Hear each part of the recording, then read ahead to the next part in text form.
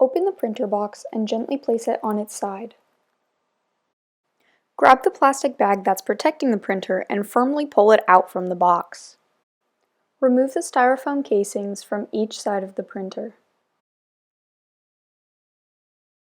Now remove the protective plastic cover.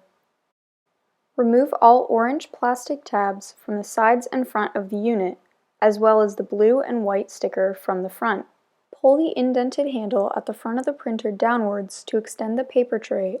Pull on the top of the printer to allow access to the inside. Move the instructions for the toner cartridge to the side, and pull out the styrofoam block that acted as padding.